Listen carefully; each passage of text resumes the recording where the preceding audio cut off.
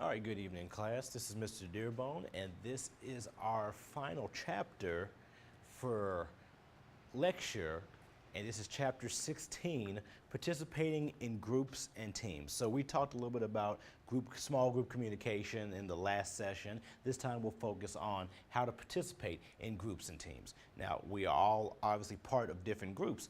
For example, you're a part of a group right now. You're in a class, whether that's a class physically or an online class. You're part of a group, you're part of a family, you're part of all these different types of groups. So we're going to learn how to participate in groups and teams. So first you have to look at team building. Every team comes together in some sort of way. How do they come together? We're going to work on how do groups come together? How do they fall apart? So team building starts with setting goals. Every group needs to set a goal, whether your goal is to finish a project, to do something, to work a job, whatever. You have to set a goal. The goals need to be clear, specific, challenging, and worthwhile.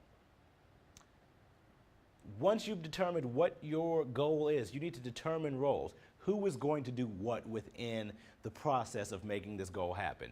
Everyone in the group must be responsible for something. If you have 10 people in a group, 10 people need to have a job, not 5 people having a job and 5 people sitting there watching them. There needs to be a job for everyone in a group.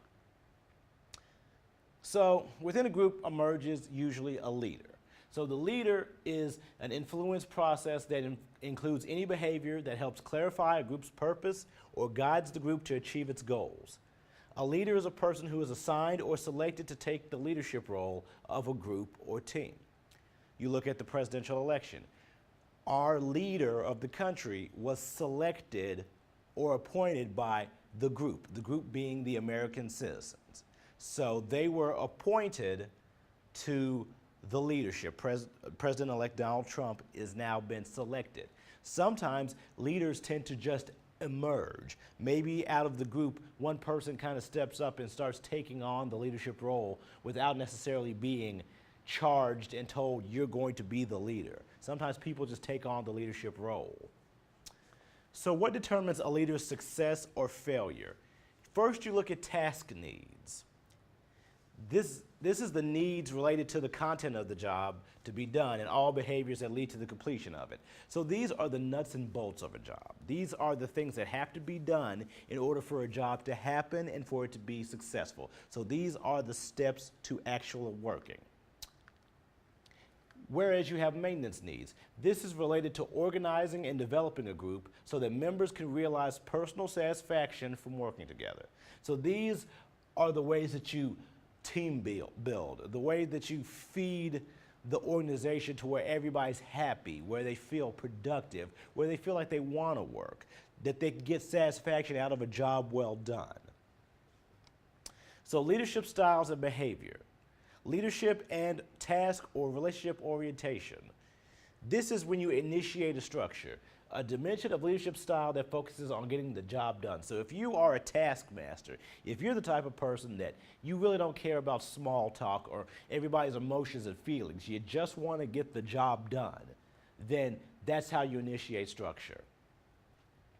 Consideration is a dimension of leadership that focuses on establishing good interpersonal relationships and on being liked by group members. So this person is more relationship oriented. They realize that the job will get done, but they'd much rather have a relationship with you. They want to talk to you, maybe be your friend, find out how your day is going, as well as let's get to work. But we want to know about you. How are you feeling? How are you doing? That is a relationship oriented person. You have leadership and power distribution. An autocratic leader is a leader who has control and makes decisions with little or no consultation. This could also be called a dictator. Somebody who decides, here's how we're going to do things. It's my way or the highway. I'm not going to listen to anybody else. I'm not going to consider what they have to say. Ultimately, it's my decision, and I decide we're doing it a certain way. A democratic leader is someone who shares control and makes decisions in consultation. So this is the type of government we have and the type we strive to make sure we always have, where not one person makes the final decision, but They make a decision based off of consulting others, asking them, how do you feel about this situation? What can we do better? What can we do differently? That's why the president has a cabinet. The cabinet is a group of people that will advise the president. Here's some advice on what I think you should do. And the president, based off of their suggestions, based off of their thoughts, the government, the Congress, House and Senate, give their thoughts, their beliefs, and based off of that, the president will act. And then you have laissez-faire. This is a leader who is passive and usually gives up control so others will take over. This is when maybe you're a leader in name only. Yes, you're the leader of the organization, you're the president, but all the members run the organization because they make the decisions. They decide what's going to happen. You really don't have a say in it. You're a figurehead. Look at the English monarchy. Prince William, Prince Harry, Queen Elizabeth, they are figureheads. They don't actually make any decisions. The decisions are made by the House of Parliament, their own version of the government. They make all the hard decisions. The king and queen and the princes and Prince Charles and all of them, they are figureheads. They are simply there for establishment, for the look. They've always been there. They're not in any type of power, but they're just there. So Prince Charles can't tell the British Army to go to war. He has no power. It's up to the government, the parliament, to make that decision. So he is what you would call a laissez-faire leader. He has no real power. So who makes the best leaders, men or women? Think about that, and think about why you choose what you choose. Some people will say men because men are more task-oriented. Men will get in there and they'll get the job done. They don't want a lot of relationship talk. They don't want a lot of extra stuff. They just want to get in and get the work done. Whereas some people may say that women are better leaders because women want to get the job done, but they also want to have a relationship with you. They want to be able to talk to you, to find out how your day's going, maybe motivate you. Maybe you're having a bad day and the female boss will actually sit there and talk to you, let you vent, get that emotions out so that way you'll be able to continue on with your work. There is no right or wrong answer. Some people say men, some people say women. Some is just a preference. Some people prefer male bosses, some people prefer female bosses. But both can be effective in their own ways. So we look at member participation. We talked about it earlier. Each group has to have members with roles. Everyone should have a job as a part of a group. So there are group task roles. These help the group establish and accomplish its task and its objectives. So these are the jobs. Let's think of a music group. So you've got the singer, the drummer, the piano player, the guitarist. Those are group task roles because each job is important for them to be able to play a song. You can't play a song without a guitar or a singer or a drummer. Group building and maintenance roles. These help define the group's social atmosphere. Based on this group, what you have determines how they're going to go. If you have the drummer, piano player, guitarist, singer, then that determines your atmosphere. If you're a group that has no singer and you're just an instrumental group, then that changes things. Your social atmosphere is different because you don't have to worry about somebody singing. All you do is play instruments the entire time. So that changes the way your group dynamic works. Then you have self-centered roles. These are counterproductive or destructive to a group and hinders the group's process. Each group member should be responsible for recognizing and handling counterproductive contributions. Every one of us in a group has some sort of negative baggage we bring along with it. Some people want to be the controlling ones in the group. They want to control everything, even if they're not the leader. Some people don't want to do anything as a part of a group. They want to sit there and let everybody else do the work. Some people are the ones that nag, or they always second guess what the leader says. There's different counterproductive things that we do roles that we play that can break a group down. Look at most of these music groups. Why do they break up? Because of ego. Because one person can't get along with the other person. Because they think maybe they're more important than the rest of the group. Or they sing better than everybody else. Or they can make more money if they're by themselves. There are things that happen that tend to make music groups break up. So these are some different types of group member roles. You have encouragers. These are the ones that offer praise. They're saying, hey, good job, congratulations, I'm proud of you. Keep pushing, you're doing the right thing. You have harmonizers. These are mediators for disagreements, and they try to ensure a positive climate. So let's say there's an issue going on. Maybe there's two group members that are fighting. This is the person that's going to try to mediate that fight, to end it. So let's get it done. Let's talk it out so that way we can get back to work. There's no need for everybody to be angry at each other and have hurt feelings. Let's try to figure this out and make it better. How about compromisers? Compromisers attempt to avoid and solve conflicts. So these are the people that try to come up with a compromise between the two warring parties so that way we don't have to worry about there being a future fight. So if they see a fight coming, hey, I'm going to sit and talk to party A and then talk to party B separately so we can try to compromise this thing before it gets to a point where there's going to be a fight. The gatekeepers manage the flow of interaction. So the gatekeeper is the one that determines how much people communicate.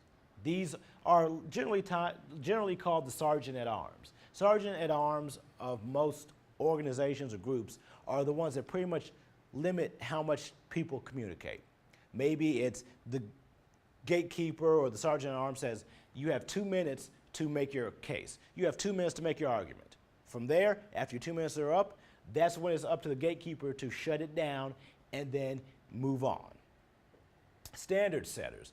These are the people that remind the group of its goals. So when you guys start getting off task, start talking about something else, start wanting to do something other than the work that's in front of you, the standard setter is the one that says, hey guys, don't forget about what our job is. Don't forget what we need to do. We need to get in there and fix this, or we need to get in there and work on this. Next you have followers. Followers cooperate to work together with other group members. So these are the people that don't want the spotlight. They don't need to be in charge. They're the worker bees. They're the ones that if you tell us to do something, we're going to do it. If you say, I need you to go out and buy 20 bags of ice for the party, they're going to be the ones that go do it. They're not going to question you. They're going to do as asked. If the leader says do it, they will do it. The feeling expressors. These people articulate the group's feelings and attitudes. So if you're a feeling expresser, maybe everybody's angry with the leader because the leader is not doing his job. So the person that goes up to the leader and says, okay, Mr. President, the rest of the group doesn't feel like you're doing your job.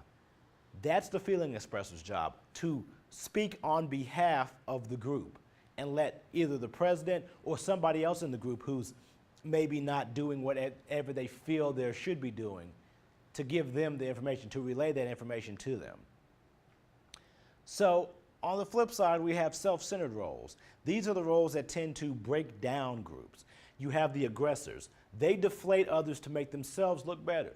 So I'm the one, if I'm the aggressor, even though you did a good job, maybe you've played a great guitar solo. I'm the guy who's going to say, well, you know, that guitar solo was good, I guess, for an amateur, but we could do better. You could do better. You may want to go back in the studio and play that again because it really wasn't that good. But then now I feel better because even though I'm just the drummer, I made the guitarist feel bad about that guitar solo. So then you also have blockers. These people resist and disagree with others' ideas. Basically, this is the person that if they didn't come up with the idea, they don't like it. It doesn't matter how great of an idea it is. If somebody else came up with it and they didn't, they automatically don't like it. They got a problem with it. They'll find a problem with it. The next one is the recognition seekers. They want to be the center of attention. It doesn't matter what's going on with the group, what they're working on, or what the group is trying to accomplish. Somehow they've got to bring the attention back to them, whether it's through throwing a tantrum or telling a story or finding a way that if maybe the president is talking about something, they find a way to bring that conversation back to them. They're very toxic to a group. You have buffoons. These are your jokers, those who horseplay, the ones who never seem to take it seriously. The ones you're like, hey, come on, we got to focus. And then they keep joking around, they keep doing things. And then you finally have to say, you know what? I can't get any work done with this person because they don't take it seriously. You have dominators. These are autocrats who want to be in charge. These are people who, even though they're not in charge, they want to be in charge. This is the guy who maybe is the vice president, but he wants to be president. He wants to undermine the president so that he can be in charge. He's praying that the president can't make it to the meeting, because if the president isn't there, then all of a sudden he gets to run the meeting and be in charge. He desperately wants to be the guy, the person in charge. Help seekers, only in the group to satisfy their own needs. We've all been in groups, or you will be in groups, where there are people who only get in a group to satisfy their own needs. Whether it's to put it on their resume and say, hey, I was part of such and such group, but you never see them at a meeting, or they never talk, they never do anything to further the group's cause. They just do it for themselves. Maybe it's that they're in the group because their friends are in the group, or because they figure that, hey, if I'm in the group, I can make some money, or I can do something, I can get something for free. Their only reason to be in a group is to get something selfishly, but not to give anything to the group. And then you have withdrawers. These people simply don't say or do anything. You don't even know they're in the group, because maybe they don't show up, they never come to meetings. Or when they come to the meetings, they sit in the corner, they don't say anything, they don't do anything. They are withdrawn from the actual group. They are basically dead wood. They're not helping the group whatsoever. So then you have problem solving and decision making. First, you have to determine what the problem is. Maybe there's an argument between members of the group. First, determine and state what the problem is. Why are we fighting? From there, you discuss the problem with your group mates. What is the issue? Let's talk about why we're fighting. Let's talk about a solution. What can a solution be to the arguments that we're having? Then you brainstorm. Brainstorm this topic. Okay, we've determined that the problem is we all want to sing our own songs that we've all written, which is pretty common with a lot of music groups. So the solution is we need to figure out something that will either break up or stay together and figure out a way to make this work. So then you start brainstorming ideas.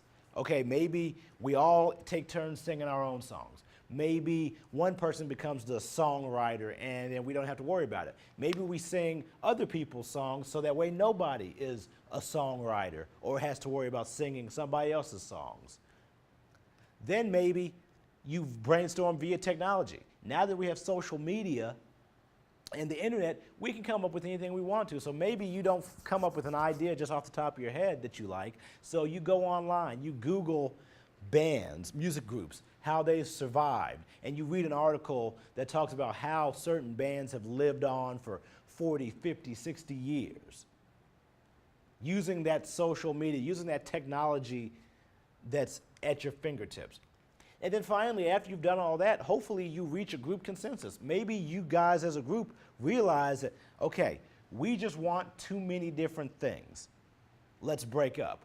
Or let's take the advice of, for example, the Rolling Stones that have been around for 50 plus years performing. We're just going to have several people write songs and we will take turns and vote as a group on which songs we like best.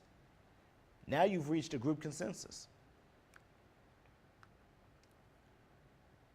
You have to remember, when you're talking about group problems, first select the topic. What is the issue? State the topic in the form of a question. Why are we fighting? Instead of saying we're fighting. Why are we fighting? Why can't we all be songwriters? Or why can't we all have a say in what songs we sing? Create the question, Then determine and state the problem. Once you've determined what that problem is and you can state the problem, then you can come up with a solution. Discussing the problem and the solution. Dewey has reflective thinking that says, first, clearly identify the problem you're trying to solve. Then, don't start suggesting solutions until you've analyzed the problems. Rather than rushing in and trying to get something done quick and fast, really analyze it. Who has the biggest problem with this? Why is this a problem? Is this something that's really detrimental to the group, or is this something that we can talk about at a different time? Analyze the problem. In the definition and analysis step of reflective thinking, don't confuse the causes of the problem with its symptoms. The symptoms are the things you can see. That doesn't mean that's the problem. The cause may be that the guy who's the lead singer came from another group where he was the only person writing songs. So when he comes into your band, he thinks he's going to be the only songwriter again. So the cause is actually him being in a previous band where he was the lead guy. And now the symptoms are he always undermines everybody else in your group, saying that I should write the songs. I'm the person that should be singing these songs because I wrote them and they're better than yours. That's the symptoms. The cause came from another band. Phrase the problem as a question. Why can't we all write songs, or why are we having such trouble being a collective group? Appoint at least one member of the group to remind others to follow the reflective thinking steps. One person needs to be in charge of keeping everybody together, keeping everybody in tune of, okay, let's work this out. Let's talk about this. Let's not just sit there and yell at each other or scream at each other or start talking about things that have nothing to do with our topic. Let's find a way to have everything come together, and let me be the one person to make sure we stay on this path. So Guran and Hirokawa's functional theory focuses on how communication can help or hinder a group. Remember, a group's success depends on 3 factors. The first factor pertains to the task. What is the task? Is it doable? Is it something that's agreeable to everyone? Can everyone participate in it? The second factor pertains to how group members see communication to overcome any obstacles they confront. Are we a group that communicates with each other and from there we're able to overcome? Or are we a group that we do our own thing? We don't really communicate together and talk to each other, and we're expected to overcome hurdles. That's going to be a big key to group connection and getting through problems. And the third factor pertains to the participants' willingness to review and reconsider their decisions. You can come up with a bunch of solutions, but if people in the group don't give in, if people in the group don't compromise or admit that maybe my idea isn't the best idea, nothing's going to change. In a group, you're going to have to conform a little bit. You're going to have to compromise a little bit. You're going to have to do something that you don't necessarily want to do or like to do in order to give a little bit to somebody else. If you're willing to do that, then a group can communicate together and can come through it. If not, the group is probably going to die hanging on the vine. So again, go back to brainstorming. Use as many ideas as possible within a limited amount of time. Use information from electronic means in order to share information. Reach a consensus. Make sure that all group members have been able to express how they feel and think on a topic. Groups have a tendency to change topics and get off track. Don't get off track. Members should be other-oriented and sensitive to all ideas. So you've got to be open. You can't just say, this is my idea, that's the only idea that works. I don't want to hear anything else. You've got to be open and willing to be sensitive to all other ideas. And promote group member interaction and dialogue. Make it a safe space. Make it feel like anyone and everyone can talk. They don't have to be bound by, I have to do what the leader says. I can't speak up and express my opinion. Managing group conflict. Conflict in group communication. Conflict online. Managing conflict through principled negotiation. That is a procedure that helps group members negotiate consensus by collaboration through the expressions of differing need and a search for alternatives to meet those needs. Ethical behavior and conflict. So conflict and group communication. Effective group decision making and problem solving often depend on conflict and open agreement. Sometimes there has to be arguments. Sometimes there has to be discussion in order to break through walls in order to be able to solve a problem. That can create deeper understanding among members or more involvement and motivation. Sometimes people don't involve themselves in a group because they don't know what's going on or they don't have ownership in it. But if there's conflict, if there's an issue where everyone is needed, then they become involved. A lot of times you'll see that within churches. They'll have church meetings. Maybe a handful of people come. But if there's a big topic that people are arguing and fussing about, all of a sudden everybody wants to be at the meeting because they want to have a say in what's going on. It can also create tension and heightened disagreement. It's going to happen. Tempers are going to flare. People are going to think they're right, and that's going to lead them to say or do things that are going to escalate the situation. It can lead to personal attacks on individual group members. Rather than sticking to the issue, the topic, you want to yell at that person because you don't like them. You've never liked them, or you think they're ugly or whatever. It usually leads to hurt feelings and groups disbanding. A lot of times groups disband for no other reason than name calling, for no other reason than somebody's feelings get hurt and they don't want to be a part of the group anymore. You hurt my feelings. You said my singing wasn't very good, or you didn't like the way my guitar looked. So now I'm done. I'm out. I'm done. Group's over with. Conflict online. This allows a person to get bolder since there's no face-to-face contact. We see this on social media all the time. On Twitter, on Facebook, on Instagram. People will say whatever they please to somebody because they know ultimately they're not face-to-face with that person and there are probably no repercussions. But you get that same person face-to-face with somebody, what's the likelihood that they're going to say those things that they'll post on Facebook or Twitter or something like that? Procedures are usually questioned more in online settings rather than face-to-face. So if I have an issue with something you're trying to do, I'm more than likely going to tell you online. I'll email you and say, I really don't like that. I'm not really cool with that, whatever. Because the confrontation level is different. I can say things I wouldn't normally say online. If I get face-to-face, I may be scared to tell you, I really don't like that. Or I question how we're going to be able to do this.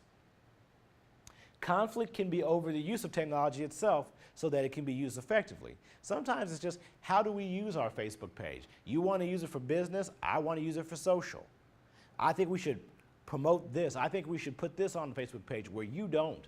So now we're fussing about that. Ethical behavior and conflict. Express disagreements openly and honestly. Don't hold anything back.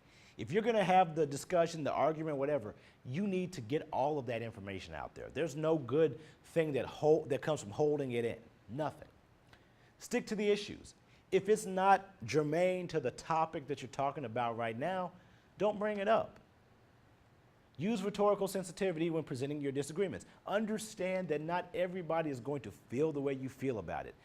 Understand that you could hurt feelings when you say certain things or do certain things. Understand that. Criticize the idea and not the person. If you don't like the idea, say you don't like the idea. Don't criticize the person because the person is just the messenger, not the message. Base disagreements on solid evidence and good reasoning.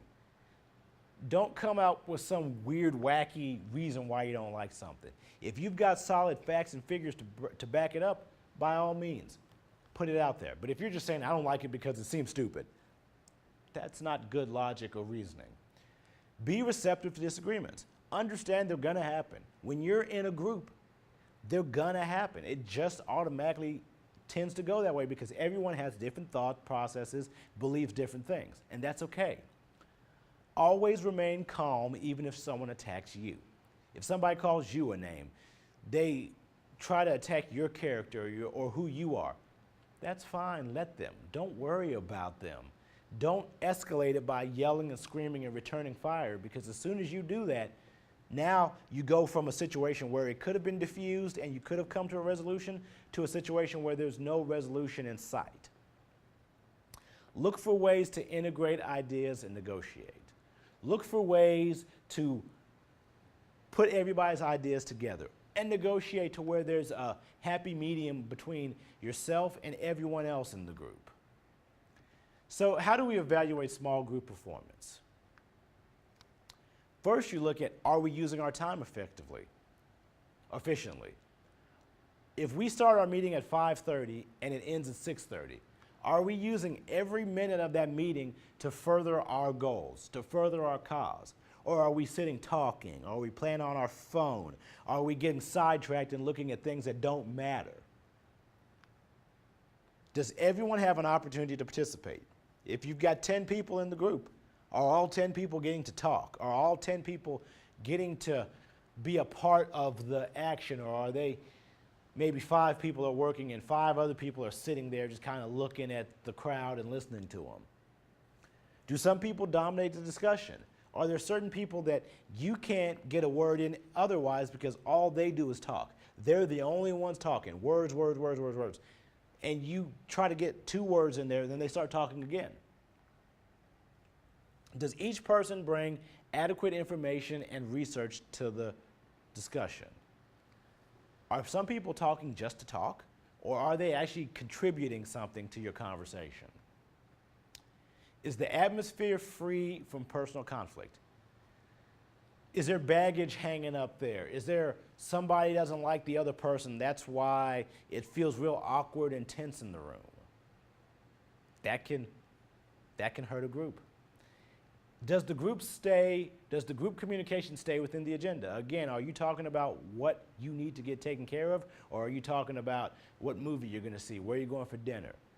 Are you staying on task? Are you staying on course with the things you have to get done? And are the members happy with the direction of the discussion? Sometimes people will sit there and get openly frustrated because the conversation is not going where they thought it would. Maybe you're talking about a certain job you have to get done. All of a sudden, the conversation veers to the left where somebody's talking about, I don't like this, or I don't like that. I've never seen this before. Let's go here. And the other members of the group are actually upset. They're mad because, like, we're working on a certain topic and now we're talking about something completely different. That angers me because I'd like to talk about the topic at hand. That's the end of chapter 16. Your final test will be over the final chapters that we went over. Your papers will be due shortly. We've talked about that on Blackboard. So next week your papers will be due, and your papers are actually being turned in as we speak. It's been a pleasure. Hopefully we will talk again soon.